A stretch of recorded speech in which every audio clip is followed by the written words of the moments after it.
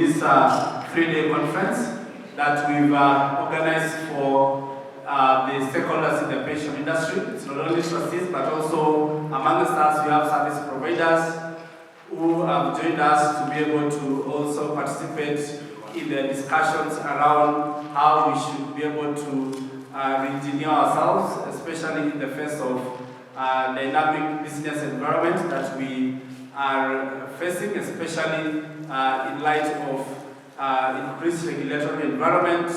We also have significant risks that are affecting our day-to-day operations of the schemes, but most importantly also to learn and also to have continuous development in discharging our duties within our pension funds.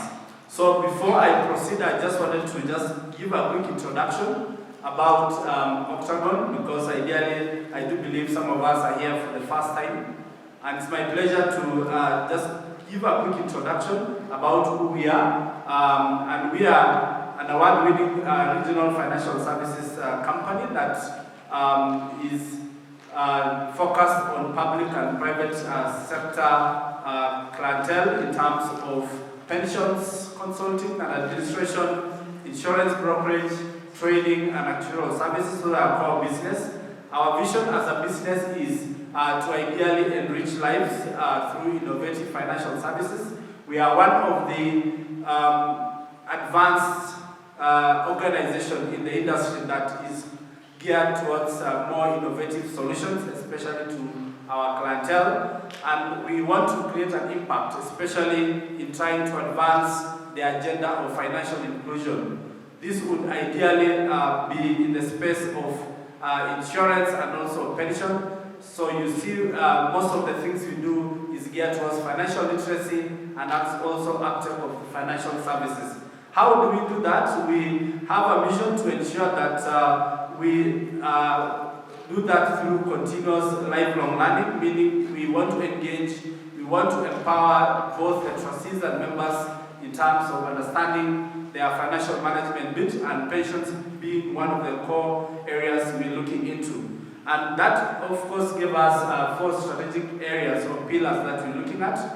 That is ideally, one is employment benefits, administration and consulting, trying to unpackage what are the options for both corporates and individuals, especially when it comes to risk and benefits solutions. And particularly also, most importantly, is to give that advice that probably would enable them make better decisions or run their organizations in a more efficient manner.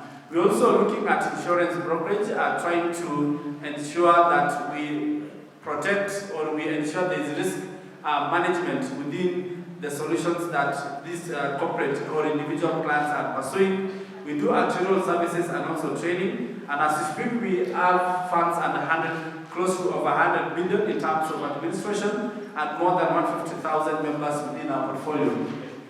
Our journey towards development as a company started way back in 2007, and now we are in 2021. That is close to 13 years thereabout. And we started in 2007 as one subsidiary called Octagon Africa Pension Services Limited. 13 years later, we're talking about 8 or 9 subsidiaries that spans between Kenya, Uganda, and Zambia, providing the same 4 key areas of services. And we went into Uganda in 2013, went into Zambia in 2017, and we established the Institute of Pension Management in 2017 as well. That is the first institute in Sub-Saharan Africa to be able to conduct training for both corporate and professional individuals within the industry, just to advance that lifelong learning agenda. As well, in 2020, we went into a partnership with Alexander Forbes Financial Services, one of the global and also Pan-African financial services company. Initially, they were in Kenya up to 2015, then they came back to Kenya again last year through a partnership with us. And we are looking at expanding our global reach with like-minded partners like Alexander Forbes, especially in areas of investment consulting, looking at global research and also experience that we can across the board leverage. We're looking at also human resource capabilities that probably we could also advance our service delivery, product development and innovation, and also looking at how do we advance the asset liability matching that is normally quite a tall order for most of trustees. Just to demonstrate how our culture is actually working or is actually centering around our core vision, we aim to be one of the organizations that advance customer intimacy, meaning we want to be close to our members, close to our trustees, and also engage them and take them through what could be the technical issues and simplify for them. We drive a lot of innovation within the business. We also embody empathy when it comes to our dealings with the stakeholders, respect as well, and also integrity. But our key focus, and that also drives the agenda for today's discussion, is on governance. We always want to appreciate the fact that trustees are at the apex in terms of management of pension funds. And being our key stakeholders, we try to build capacity for good governance, especially when it comes to looking at the processes, procedures, and also policies they are instituting in their institutions.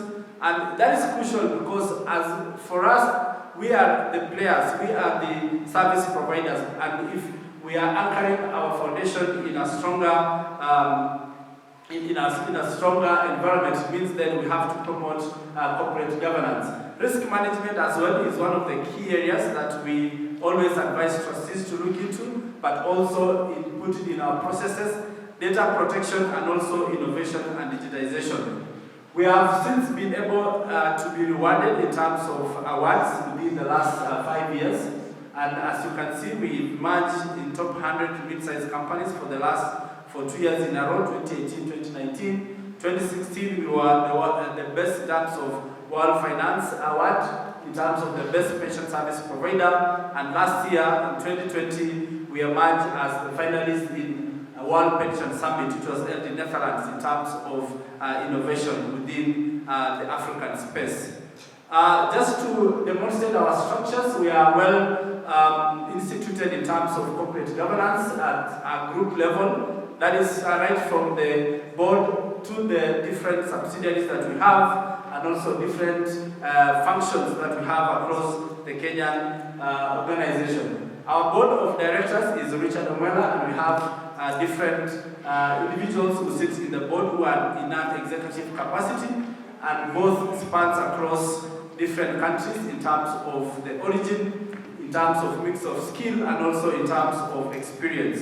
And our group CEO, who has been with us today, Mr. Fred Waswa, is the group CEO for the business, and below we have different individuals who have different subsidiaries.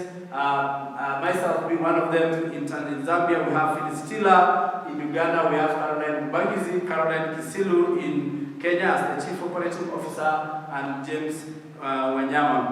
Just to conclude on that section, is just to appreciate the fact that we are also multi-sectoral in terms of the clients we handle with.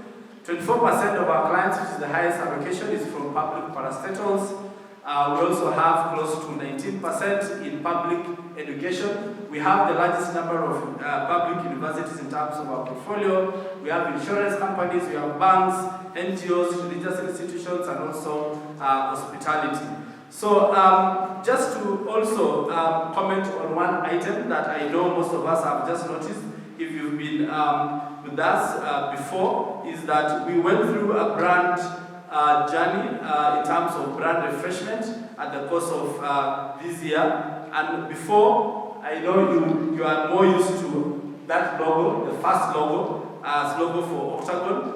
But then in 2021, we noted the importance to sort of refresh our logos in terms of our core functions in terms of governance. And we chose particularly the topic of this discussion, especially when it comes to looking at the different governance areas.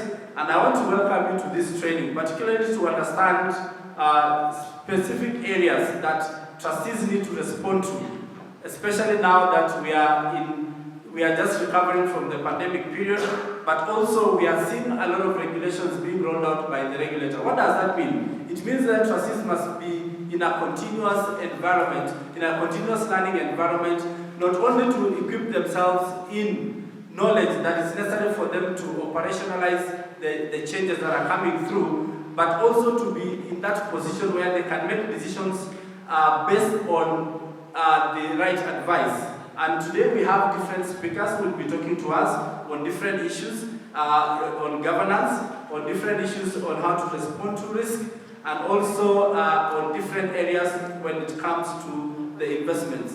But given that the pandemic has really caused us some shifts in the market, how do we see as a business the stakeholders responding to that? We are increasingly seeing a shift in terms of management, oversight, and also in terms of the shift in terms of culture, especially when the board have to redefine their responsibilities or their responsibilities as the board of trustees. So we see trustees looking at redefining their roles and asking themselves what is it that they can be able to undertake within the spirit of separation of roles, right from them as the board, what they can delegate to the committees and what they can delegate to the service providers, and defining that clearly in an organization structure that will accommodate growth and also be able to absorb those risks. We are also seeing the board or the pension funds moving towards overall fund strategic planning, but also focusing strategic planning into risk strategy, and focusing on strategic planning, but which is sort of focused on risk, because risk is a critical thing that most of the trustees will be looking at, especially looking at what is the acceptable level of risk you can undertake, both in investments, in operations, as well as also in terms of implementation of day-to-day aspects. We are also seeing an increasing focus on operational risk management, looking at the internal processes, looking at policies, looking at systems. We are also seeing increased focus on investment strategies, especially when it comes to diversification of assets. We are seeing as well also asset allocations shifting in terms of the traditional to alternative investments. We are seeing also the need to look at our liquidity levels. Perhaps you may appreciate that even members can now access 40% of their mortgage, of their benefits towards mortgage. So if that happens, then it has to bring some pointers in terms of risk of liquidity. We are also seeing increasing focus on controls, that is control systems, looking at IT systems in place, are they able to respond to the increasing need to automate, the increasing need to be able to self-service members, to access information on real-time basis. And those are the discussions that perhaps in the next 3 days we should be able to demystify. The other area that we are also focusing more, or we are seeing more focus in, is on performance management or measurement, and also compensation mechanisms. How do we measure the performance of the stakeholders that we have procured within the pension funds? And how do we compensate them for the work they are doing? And that is probably discussions that will probably be a key area. And lastly, we see also a lot of focus on information, reporting, and communication, which ideally would be how do we communicate effectively within the different functions of the scheme. But most importantly, how do we receive reports that are probably able to give us informed or enable us make informed decisions. So we're looking at those areas that we will probably demystify in the next 3 days. And I want to appreciate all of us for taking your time to join us and also to be able to hear about the different areas that we're going to list for the next 3 days. And I want to wish you all the best in the next 3 days. Just learn, network, engage, and take the most or the maximum time to be able also to benchmark with the different pension funds that are here. With those few remarks, I want to officially welcome you once again, and let's have a learning session or a learning moment that is worth remembering. Thank you, and God bless you in the next few days that we are together. Thank you.